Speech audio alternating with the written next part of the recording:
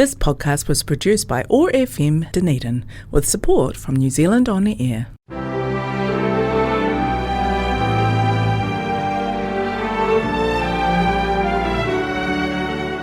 Hello and welcome to Heritage Matters, a programme brought to you by the Southern Heritage Trust and sponsored by Heritage New Zealand. I'm Dougal Stevenson. In this programme, Bill Southworth tells us about New Zealand teachers who went to the Boer War to turn Dutch South African children into nice little Englishmen. Gregor Campbell spits the dummy.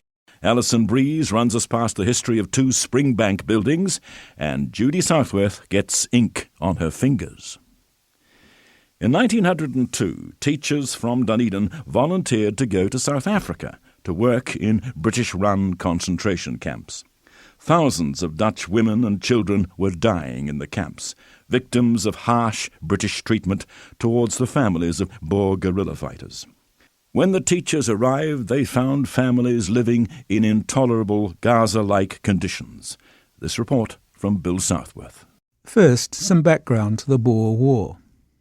In 1899, tensions between British gold and diamond prospectors and Boer farmers in the Transvaal and Orange Free State republics led to armed clashes, which started when the Dutch attacked British settlements. A call went out to the British Empire, and eventually it sent 400,000 troops into the conflict, including 6,500 from New Zealand, 230 of whom died, mainly from disease and accidents. Like the Viet Cong concluded when fighting the Americans, the Boers knew they couldn't confront a large army directly, so they adopted guerrilla tactics. Under a scorched earth policy, Boer farms were destroyed by the British, including the systematic destruction of crops and the slaughtering or removal of livestock, the burning down of homesteads and farms, and to prevent the Boers from resupplying themselves from a home base, many tens of thousands of men and women were forcibly moved into camps. The Boer War concentration camp system was the first time a whole nation had been systematically targeted, and first in which whole regions had been depopulated. Over 100,000 Boer civilians, mostly women and children, were forcibly located into 40 concentration camps, where 26,000 died, 80% of them children, mostly by starvation and such diseases as cholera, typhoid and measles. Black Africans were also interned in concentration camps to prevent them from supplying the Boers, and at least 20,000 of them also died. In December 1900, Emily Hobhouse, an English anti-war activist and pacifist, managed to get into one of the camps and take a report back to Britain. Here is part of that report. In the next tent, a 6-month baby gasping its life out on its mother's knee, 2 or 3 others drooping sick in that tent. Next, a girl of 21 lay dying on a stretcher, the father, a big gentle Boer, kneeling beside her, while next tent his wife was watching a child of 6 also dying and one about 5 drooping. Already this couple had lost 3 children in the hospital and so would not let these go, though I begged hard to take them out of the hot tent. I can't describe what it is to see these children lying about in a state of collapse. It's just exactly like faded flowers thrown away, and one has to stand and look on at such misery and be able to do absolutely nothing. When Hobhouse requested soap for the people, she was told that soap was a luxury. She nevertheless succeeded, after a struggle, to have it listed as a necessity, together with straw, more tents, and more kettles in which to boil drinking water. She distributed clothes and supplied pregnant women, who had to sleep on the ground, with mattresses, but she could not forgive what she called crass male ignorance, helplessness and muddling. I rub as much salt into the sore places in their minds because it's good for them, but I can't help melting a little when they're very humble and confess that the whole thing is a grievous and gigantic blunder and presents almost insoluble problems, and that they don't know how to face it. Emily Hobhouse's report was picked up by the press and caused an uproar back in England, with people accusing their government of barbarism. And it started a process which eventually led to reforms in the concentration camps. Today in South Africa, statues, student halls of residence and even a town had been named after Emily. In her book, Teachers for South Africa, New Zealand Women in South African War Concentration Camps, librarian and archivist Ellen Ellis, née Perry, who tragically drowned on the Kapiti coast just this February, records that in March 1902, as the war was winding down, the British government requested that New Zealand send 20 teachers to the concentration camps. They were to be part of a plan to set up English language schools to, quote, anglicise the Boer children. On the morning of the 15th of March in 1902, Lily Rees, MA, 38, sat at breakfast surrounded by boarders of her Dunedin private secondary school for girls. She glanced over the front page of the Otago Daily Times, and there was a story about the call for teachers. I read a paragraph, looked again, reread it, then read it aloud to my pupils, stunning them in my belief that if I didn't go, I'd die. My statement of what I felt was no exaggeration. Till that moment, I had not the faintest suspicion that I wanted to go to South Africa. Instantly, I recognised that it was what my whole being craved for. Lily would join 4 other unmarried teachers from Otago, sisters Helen Lundy and Annaletta MacLeod from Dunedin, Jane Ralston from Blue Spur near Lawrence, and Meg Taylor from Mosgiel. The teachers who were selected were competent single schoolmarms. They were patriotic, but were strongly individualistic for their time. A new breed of women, in fact. Many had signed the women's suffrage petition and voted in the landmark 1893 election. When the teachers arrived in South Africa, they were allocated camps in Natal near Durban. They found the remnants of what had been an excellent Afrikaner school system, and that the children were polite and eager to learn. This took some adjusting to, because back in New Zealand they had been subject to derogatory anti-Boer propaganda in newspapers. Queen Victoria herself had called them, quote, a horrid race. The teachers, however, found the Boers lacking in one respect. They thought they had treated black Africans very badly, and once they even heard them making derogatory remarks about Maori. Jane Ralston and Lily Rees were sent to a camp with 4,000 inhabitants 17 miles from Durban. It didn't start well for Lily. The English headmaster, Mr. Weir, according to Lily, said, "Women vote in New Zealand, don't they?" The sneer was a red rag. Yes, they practice law too, and medicine. My gentle tone and smile were calculated to annoy. Heaven deliver me from going there. They found they were expected to make the Boer children into English boys and girls and fond of English ways. Teaching Afrikaans was banned. South African history, and therefore Boer history, was also banned.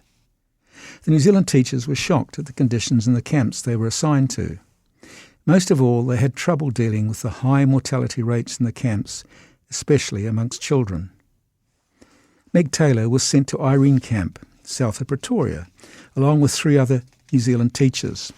Before they arrived, over 1,000 children had died in the camp in 1901 and 1902 from malaria, scurvy, typhoid, measles, low temperatures, a lack of fresh milk and vegetables, and a shortage of medical staff. A children's orphanage was built there after the war. When their contracts were up, many of the teachers stayed on in South Africa. 2 from Otago married there. Only some, towards the end of their lives, returned. Jane Ralston came back and became a school inspector, and one of the highest paid women in the civil service. Lily Rees, the Dunedin school principal, returned and later qualified as a lawyer. Looking back, she wrote in her autobiography, The Boer War may be thought of as a picnic compared with the Great War. Still, human anguish cannot be measured by statistics. Acres of little iron crosses dotted through 4 states, the legend died of disease on so many headstones at Ladysmith, the pathetic children's cemeteries near every concentration camp, each grave strewn with reminders of the infant, a shoe, a torn pitcher, the tiny slabs of wood or rough whitewashed stones with illiterate inscriptions eloquent of bitter grief and loss. War is always horrible. For most of this material, I'm grateful to Ellen Ellis for her book, Teachers for South Africa. This is Bill Southworth reporting for Heritage Matters. A bag found in 19th century Otago seemed to hold a grisly secret. Gregor Campbell investigates. A Dunedin mystery from 1882. The following story is told by the Dunedin Star. A stranger happened to drop into mine host's bar about dusk of one day a fortnight ago, and before taking his departure, he said he would leave his swag, which he would call for at some later period. Of course, no objection was made to this little arrangement, and the swag was accordingly left behind when the stranger went. Now, Boniface, who is gifted with an unusual amount of curiosity, could not rest satisfied until he had examined this swag, and as he carefully and gradually ran his hand over it, he was startled to find the outline of the contents assumed that of the human form. Not caring to take the responsibility on his own shoulders of opening the swag, he thought it advisable to seek the aid of an officer of the law, one of whom fortunately was passing along the street at the time. So he beckoned to him, and, having got him to his side, Boniface poured forth in agitated tones into the officer's ready ear the grave suspicions he entertained that some foul deed had been committed. A candle was quickly procured, and the two men were soon closeted in the room where the mysterious swag lay. Boniface held the light whilst the constable set to work to unfold the bundle. The first object that came to view was a pair of infant hands. This caused a cry of horror to burst from Boniface, who averred that he knew when he first saw the swag that there was a body in it, because the blue bottles buzzed around it and there was a strange odour coming from it. Farther untying, and then appeared a pair of legs with stockings and boots on. This brought things to a climax with Boniface, and he cried aloud in his agony, "Oh God! Oh God!" His fingers refused any longer to perform their wonted office. The candle dropped, his legs trembled violently, and he could scarce stand upright. Things were quite the opposite way with the officer, who was only stimulated to fresh and greater exertions as each discovery was made. At last, all the knots were loosed, and there lay, in all its beauty, what do you think? A ventriloquist doll. Boniface is slowly recovering. And I'm the decidedly animate Gregor Campbell for Heritage Matters. Alison Breeze from Heritage New Zealand has been looking into the intriguing history of two Springbank buildings. Today I'm focusing on two listings, Springbank and Springbank View, which are located on the main South Road opposite Gladfield Road near the Gladstone Golf Course in East Tyree. Built in the 1860s, Springbank began its life as a hotel and accommodation, which became an important stopping place during the Gold Rush era. After losing its liquor licence in 1888, it became an accommodation house for a few years before becoming a private residence, which it is today. Springbank View was the attractive house where the Callender family lived. In researching these properties for the Raranga Kōrero Heritage New Zealand list, I uncovered a fascinating history of the Callender family who built, lived and worked in these buildings. The first information I untangled was a complicated family history, and the properties had been attributed to the wrong family in the past. Now, this is a very easy thing to do with this family, as there were two branches of the Callender family, all with very similar first names and ages. One branch settled in the Springbank properties, and the other branch settled just up the road on Scroggs Hill. The earlier branch of the Callender family had arrived on the Philip Lang in 1848 and settled in East Tyree in 1857. They were James and Jean, sometimes known as Jane, Callender, with children John, James, Alexander and Rebecca. This family has been attributed to the house, but it was other relatives that established the Springbank properties. All the Callenders from both branches were from Paisley, Renfrewshire and Scotland. Husband and wife Alexander Adam and Agnes Jack Callender arrived on the ship Robert Henderson in 1858 with children James Adam, John Adam and Elizabeth. Alexander was a rag and waste merchant and Agnes was a qualified midwife. Agnes will feature in this story as up until now her story has been missing, a silence in the local histories. Why did this family come to New Zealand? Using Ancestry.com, I managed to trace the calendar's movements before they arrived in East Tyre. Alexander and Agnes's last known address in Scotland was 6 New Street, Paisley, in the 1851 Scottish census. New Street was right in the heart of the Paisley weaving, cotton and thread industry, with a street packed with factories. In the 1840s, Britain suffered from an economic depression, known as the Hungry Forties, after a slump in trade leading to unemployment, as well as bad harvests across Scotland, England and Ireland, which may have led to the Calendars immigrating. The sparsely populated Tiree Plains must have been a great contrast from the industrial city of Paisley. Agnes arrived as a qualified midwife, and with these skills she would have been extremely valued in a burgeoning settlement in New Zealand. As a qualified Scottish midwife from the Glasgow University, Agnes had her diploma certified by resident magistrate John Gillies in Dunedin in 1858. It is this certification, advertised in the Otago Witness, that we learn of her extensive qualifications. In earning the diploma, she had attended lectures in midwifery and completed her exams in 1849. As part of her certifications, she worked in the University of Glasgow Lying-in Hospital under Professor of Midwifery J.N. Pagan. The Glasgow Lying-in Hospital opened in December 1834 and offered instructions to midwives and required them to act as sick nurses on the wards. Agnes also had other certificates of various dates, but these were not detailed in the advertisement. Agnes advertised as a nurse in the same edition of the newspaper very shortly after the family arrived in Dunedin, and they appeared to be living near the immigration barracks in Princes Street in central Dunedin. Agnes may have been the sole breadwinner for the family at this stage and no doubt would have had plenty of work. Alexander establishes a business. An 1860 advertisement for Springbank Hotel states, Mr. A. Callender now has his house ready for the accommodation of travellers. The hotel's current address is 277-279 Main South Road in East Tyre. However, when the hotel first opened, it was not without controversy that Alexander Callender was issued a liquor licence in 1861. A person wrote a letter into the Otago Witness, and it stated, "The party who has got the licence is about the last man in the district who should have got it. The house has for some time been used as an illicit grog shop, and, from Callender's own admission, without his knowledge. He likes the stuff he deals in too well to be entrusted with its dispensation to others. How is it possible for a man who cannot rule his house, whilst it was a private one, to be expected to control a house frequented by all sorts of people, at all times and all hours, and much more so if in his own person he be addicted to the very vice he is supposed to have control over?" a complainant continued in 1861.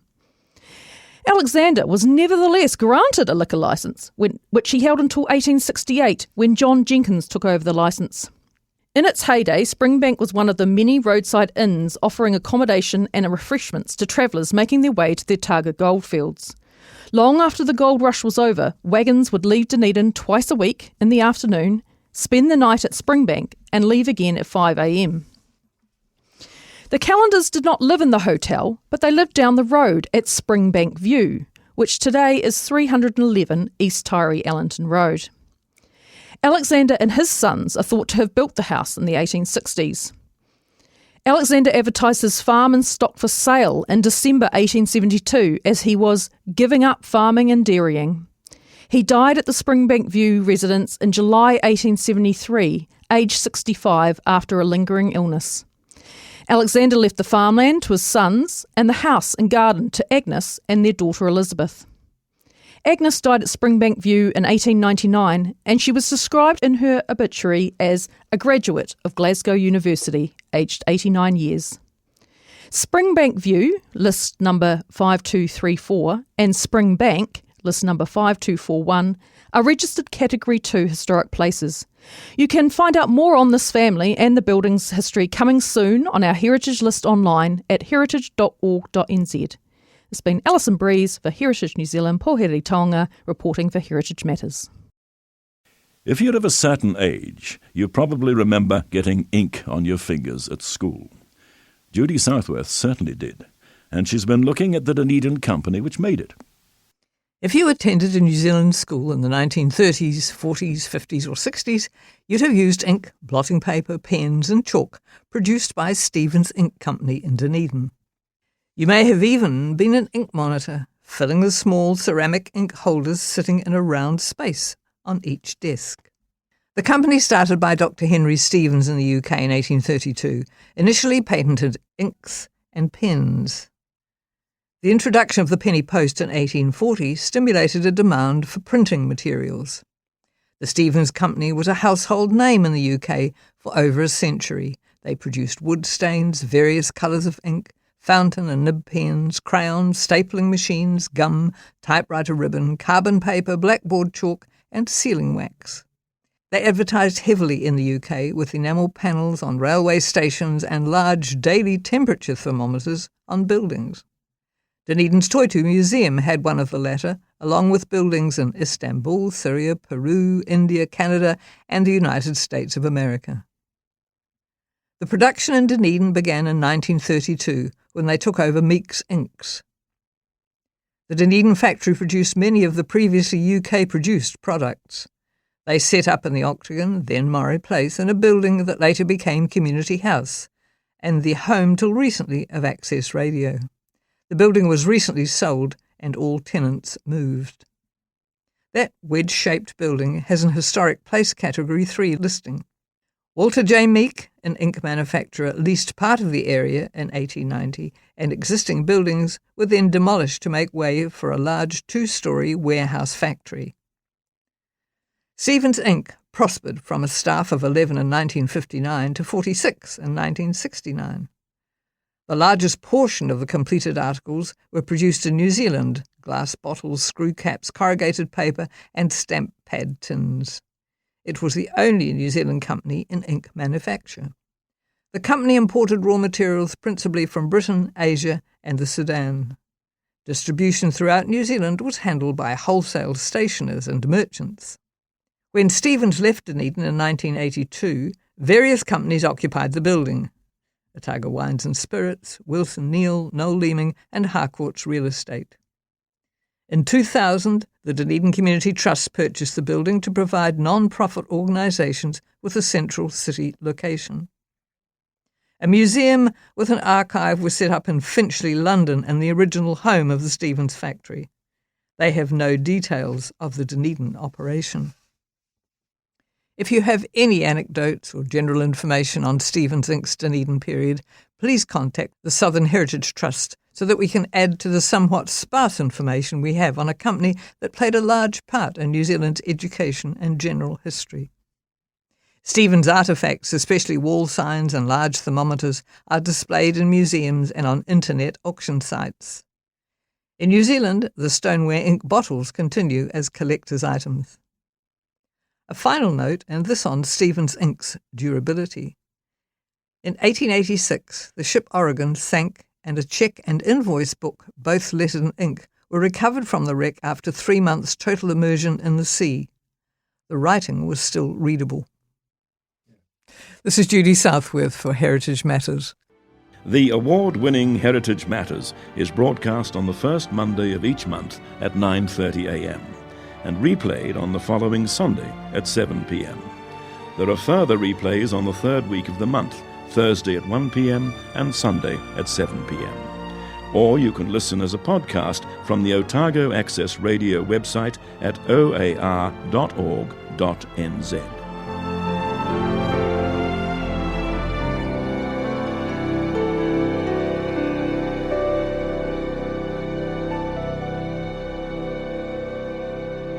As Aotearoa New Zealand's national heritage agency, Heritage New Zealand Pohere Taonga is proud to sponsor Heritage Matters. Celebrate our heritage by becoming a member to visit more than 20 heritage places we care for across the motu for free. You'll receive a subscription to our award-winning magazine, exclusive member events, and free or discounted admission to over 1,000 international heritage places.